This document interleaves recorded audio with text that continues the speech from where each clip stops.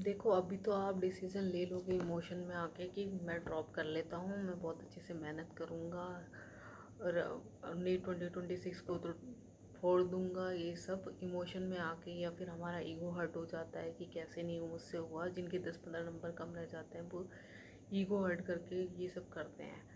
But ये एक बहुत लंबा प्रोसेस है, पूरा साल आपको रगड़ना है, पूरा साल मेहनत करनी है। और अब तो अच्छे लेवल के क्वेश्चन करने हैं तो बीच में हिम्मत टूट जाती है बहुत लोगों की और ढीले पड़ जाते हैं वो। तो कोई भी डिसीजन लो तो ये सोच के लो कि मुझे पूरे साल रगड़ना है, पूरे साल बहुत अच्छे से मेहनत करनी है, पिछली बार से भी ज़्यादा मेहनत करनी है। अगर वो मैं कर सकता हूँ और मैं बीच में बिल्कुल भी डिप्रेस नहीं होऊंगा, चाहे मॉक टेस्ट में कम मार्क्स आए, चाहे मैं जितना पढ़ रहा हूँ उस हिसाब से ना आए, फिर भी मैं लगा रहूँगा, मैं डिप्रेस नहीं होऊंगा, तो आप ले लो डिसीजन। बट ये ध्यान में रखना है कि लंबा प्रोसेस है, पूरे 1 साल फिर से मेहनत करनी है, तो वो सोच के आपको डिसीजन लेना है। Hello everyone, welcome back to my channel. So NEET 2025 over हो चुका है। ये आज का जो वीडियो है वो उन स्टूडेंट के लिए जो नीट 2026 के लिए ड्रॉप करना चाहते हैं। तो उन्हें ड्रॉप करने से पहले कुछ बातों का ध्यान रखना होगा, तभी अपने ड्रॉप ईयर में वो बेटर परफॉर्म कर पाएंगे, वरना सेम सेम मिस्टेक वो बार बार करेंगे। जो नीट 2026 के लिए ड्रॉप लेने वाले स्टूडेंट है वो दो तरह के स्टूडेंट हो सकते हैं। एक वो जिनका अभी एक ड्रॉप हो चुका है ऑलरेडी, या फिर वो फर्स्ट ड्रॉप लेंगे, फ्रेशर थे 2025 में। और एक वो हो सकते हैं जिनके ऑलरेडी 2 ड्रॉप हो चुके हैं या उससे ज़्यादा ड्रॉप हो चुके हैं। तो ये वीडियो मेनली उनके लिए है जिनके ऑलरेडी 2 ड्रॉप हो चुके हैं। जो ये अभी फ्रेशर थे नीट 2025 में, या जिनका एक ही ड्रॉप था नीट 2025 में, वो तो आंख बंद करके ड्रॉप ले लो और अगले साल के लिए अच्छे से तैयारी करो। बट इस बात का आपको ध्यान रखना होगा कि आप इजी क्वेश्चन करने से सिलेक्शन नहीं होगा, आपको हार्ड लेवल के क्वेश्चन भी करने होंगे प्रैक्टिस। जेई मेंस के लेवल के क्वेश्चन प्रैक्टिस करोगे तभी आपका सिलेक्शन के चांस बढ़ेंगे। नेक्स्ट ईयर चाहे जैसा इस बार आया डिफ़िकल्टी का पेपर, अगर नेक्स्ट ईयर भी इसी डिफ़िकल्टी का पेपर आता है तो जो कट ऑफ है वो उसकी चांस है कि इस बार से हाई ही जाएगी, क्योंकि सब बच्चे प्रिपेयर होके आएंगे। तो आपको बस इस बात का ध्यान रखना है कि मुझे अच्छे लेवल के क्वेश्चन प्रैक्टिस करने हैं। अब जिनके 2 या उससे ज़्यादा ड्रॉप ऑलरेडी हो चुके हैं, आप लोगों को बहुत ध्यान से सोचना होगा कि आपको ड्रॉप करना है कि नहीं करना। करना है तो फिर कोई भी गुंजाइश नहीं रहनी चाहिए। अगर आपको लगता है कि आपकी सिचुएशन ऐसी है कि आप अपना 100% नहीं दे पाए किसी भी वजह से, लाइक किसी का ये कारण हो सकता है कि अचानक से पेपर का डिफ़िकल्टी लेवल बहुत ज़्यादा बढ़ गया था और हम इसके लिए तैयार नहीं थे, इसलिए हम नहीं बेस्ट कर पाए। बट अगर हम मेहनत करेंगे नेक्स्ट ईयर तो हम कर पाएंगे अच्छे से। तो आप ड्रॉप ले लो, बट प्रैक्टिकल होना है। आप हर तरह के क्वेश्चन की प्रैक्टिस करनी है, ये नहीं इजी क्वेश्चन करके चले गए। जितना अब तक आप 1-2 ड्रॉप जितने भी हुए, 4 ड्रॉप, जिसके जितने भी ड्रॉप हुए उतने में करते आए हो। अब आपको अलग से सोचना है और अलग से करना है, सिर्फ इजी चीज़ें नहीं करनी। दूसरा ये कि भाई बहुत ज़्यादा ड्रॉप हो गया, मेरे अंदर हिम्मत नहीं बची, तो छोड़ दो यार, मत करो।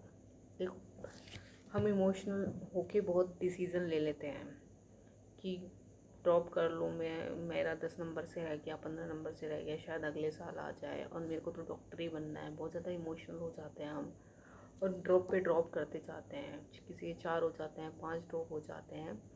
तो यहाँ पे इमोशनल होके नहीं, प्रैक्टिकल होके सोचना है। अगर आप इमोशनल होके सोचोगे तो नेक्स्ट ईयर फिर से आपकी यही सिचुएशन हो सकती है।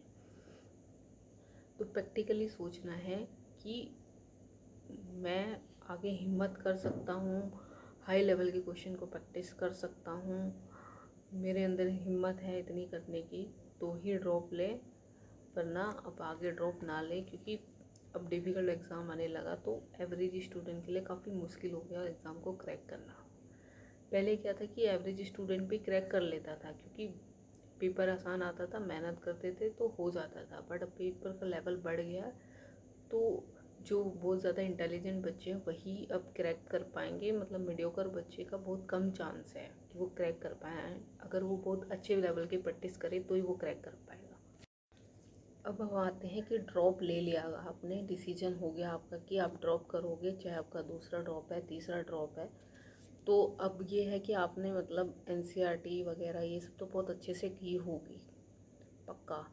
जिसके भी 300-400 नंबर आ रहे हैं उसने अच्छे से एनसीईआरटी वगैरह पढ़ी होगी, जिसके 2-3 ड्रॉप हो गए होंगे और अच्छे से अटैम्प्ट दिया होगा उसने एनसीईआरटी पढ़ी होगी। तो अब आपको ज़्यादा से ज़्यादा क्वेश्चन प्रैक्टिस पे ध्यान देना है, अपना रिवीजन तो करते ही रहना है, बाकी क्वेश्चन जितना हो सके उतना प्रैक्टिस देना है। वापस से उसी रेस में नहीं लग जाना है कि लेक्चर देखने हैं और ये करना है। जितना ज़्यादा प्रैक्टिस करोगे उतना ही चांस बनेगा आपके सिलेक्शन का। और दूसरा ये कि जब आप डिसीजन ले रहे हो कि मैं ड्रॉप करूँगा, उससे पहले आप अपनी गलतियाँ लिखो कि मैंने अपने पिछले 2-3 ड्रॉप्स में क्या मिस्टेक की जो मैं अपना इम्प्रूव नहीं कर पाया स्कोर को, या वो अपना बेस्ट नहीं दे पाया। तो वो मिस्टेक लिखनी बहुत ज़रूरी है। उन मिस्टेक को जब आप काम करोगे तभी आपकी नेक्स्ट ईयर सिचुएशन बदलेगी। बट अगर आप मिस्टेक नहीं लिखोगे, वापस से सेम प्रोसेस में लग जाओगे तो शायद रिज़ल्ट भी सेम होए। इसलिए आपको अपनी जितनी भी मिस्टेक हैं उनको सबसे पहले लिखना है। पूरे साल उन मिस्टेक्स को ध्यान में रखना है कि इन मिस्टेक को ध्यान में रख के मैं अपनी प्रिपरेशन कंटिन्यू करूँगा, जिससे नेक्स्ट ईयर इन मिस्टेक्स की वजह से मेरा सिलेक्शन ना रुके। बात करते हैं उन बच्चों की जो अब नीट से हार चुके हैं और कुछ और करना चाहते हैं, तो उनके लिए और भी ऑप्शंस हैं। बीडीएस ले सकते हैं, अगर उनका मतलब ठीक ठाक रैंक है तो बीडीएस ले सकते हैं, बीएमएस बीएचएमएस ये सब ले सकते हैं और अपनी लाइफ को आगे बढ़ा सकते हैं। ज़रूरी नहीं यार डॉक्टर बन के ही खुशी मिले, मतलब एमबीबीएस करके ही खुशी मिले। बहुत सारे एमबीबीएस स्टूडेंट भी दुखी हैं, यहाँ के स्ट्रेस को झेल नहीं पाते और सुसाइड वगैरह कर लेते हैं। तो लाइफ में खुश रहना ज़रूरी है। अगर आप बार बार एक ही चीज़ में लग रहे हो और नहीं हो पा रहा है तो इसको छोड़ देना ही बेहतर होता है। बट आपको लगता है कि आपने पूरी कोशिश नहीं की है, आप एक बार पूरी अच्छे से कोशिश करना चाहते हैं, अपना 100% नहीं दिया है, तो डेफिनेटली आप ड्रॉप कर सकते हैं और अपना अच्छे से इस बार, क्योंकि थोड़ा सा डिफरेंट हो गया था एग्ज़ाम, तो इसलिए बहुत सारे बच्चों का सिलेक्शन इस वजह से भी नहीं हो पाया। तो उसको ध्यान में रख के आप ड्रॉप ले सकते हैं कि अगली बार मैं इस लेवल की क्वेश्चन की प्रैक्टिस करके जाऊंगा तो मेरा सिलेक्शन हो जाएगा। सो आज के वीडियो में इतना ही था, मिलते हैं नेक्स्ट वीडियो में।